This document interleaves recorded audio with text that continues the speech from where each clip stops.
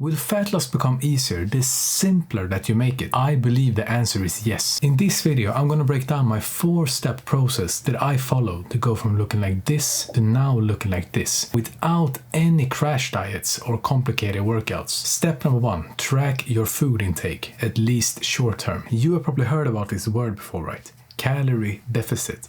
But you thought to yourself, like, what does it actually mean? What it actually means is that you eat less calories than your body needs to maintain your current weight. Now, why this is important is because this is the biggest priority when it comes to losing fat.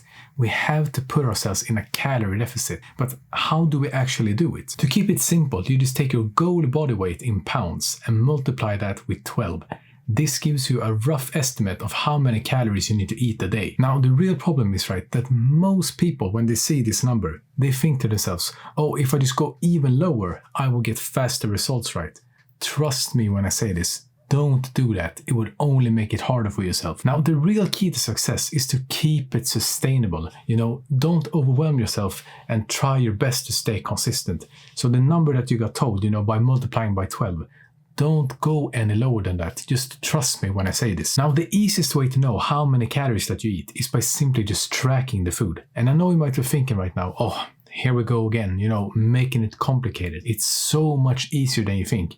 And you only have to do it for about 2 weeks before you get the hang of it. If you feel like you want my personal help with this, where I will make sure that you get good progress to your body, just like me in this picture right here, then click the first link in the description. Now, why I want you to track your food for about 2 weeks or so is because after these 2 weeks, right, it will get so much easier for you to have a better understanding of how many calories is in the food that you actually eat. Now, the important thing that I wanted to avoid with this whole thing, right, is to not see it like a diet, but more so like a new lifestyle for yourself. Because to me, right, when I hear the word diet, I only think about something that's temporary, and then you just go back to your old ways again. Because when you really think about it, right, it makes so much sense. Why not turn it into something that you actually enjoy doing and it's sustainable for a long period of time, so you can still make good progress to your body without having to feel restricted? It's such a no-brainer when you really think about it, right? This leads me on to the next step. Step number 2, make your environment work for you, not against you. Now, what do I exactly mean by this? I mean that you have to make your environment work for you and not against you.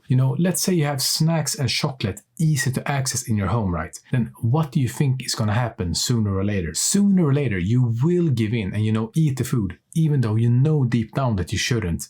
But how we fix this problem is by following the rule of out of sight, out of mind. From my personal experience, it's so much easier to start making progress and eat the foods that you need to eat when you don't have these bad foods around you just easy to access. Just think to yourself, how can you eat something that's bad for you if you don't even have it in your home to begin with? Now, here's the thing, right? I'm not saying that you can never enjoy yourself again, but what I am saying is we have to limit the amount that we eat. To help me along the way, when I first started, I didn't even buy chocolate or snacks for the first few weeks, just to get me off a good start from the beginning. What I personally do is just replace them with healthier options, but over time. If you like candy, for example, then I will replace that with fruits. If you like chips, then go for popcorn instead. If you like soda, for example, like me, then just go for the sugar-free version instead. Making small changes like this, but over a longer period of time, will make you get great progress without having to feel so restricted, that you can't eat anything whatsoever. Now, I've talked about the snacking, but what about the foods that you should eat? I personally just stick to the basics, no weird processed foods, just plain ingredients that can be prepared in so many different ways that they still taste good every single time. I like to vary between chicken, meat, or fish combined with rice or potatoes. This makes it easy for me to stay consistent, and there are so many ways to prepare these ingredients so they taste good every single time. You just have to experiment for yourself.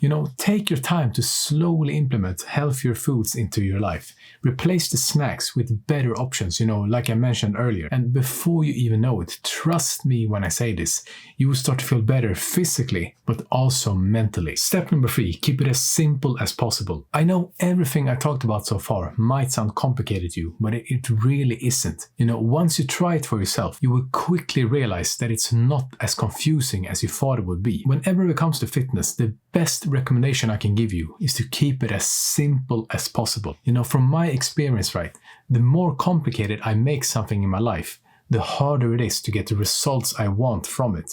So just keep it as simple as possible. I know this because I used to fall into this trap myself. I used to watch fitness content every single day on YouTube, different exercises, diets, and whatever you can think of. And I thought to myself at the time, right, that if I just learned new things over and over and over, that I would get faster results. But what ended up happening instead was that I got decision fatigue. I learned so many new things that once I actually decided to go to the gym, I couldn't even decide on what exercises to do in the first place. I'm not even kidding here. I learned a new workout routine literally every single day of the week. And my physique showed proof of that as well. Just look at this picture right here. I looked like this for months and months at a time because I couldn't stay consistent with any of the routines. It wasn't until I decided to stick to one single routine for the next couple of months that I actually started to see some progress. Now, the routine itself isn't the most important part, but more so that you're just consistent with it over a longer period of time. To help you along the way, I put a 3-day workout routine on the screen right now that you can copy to get started. Just stick to one single workout routine for the next couple of months.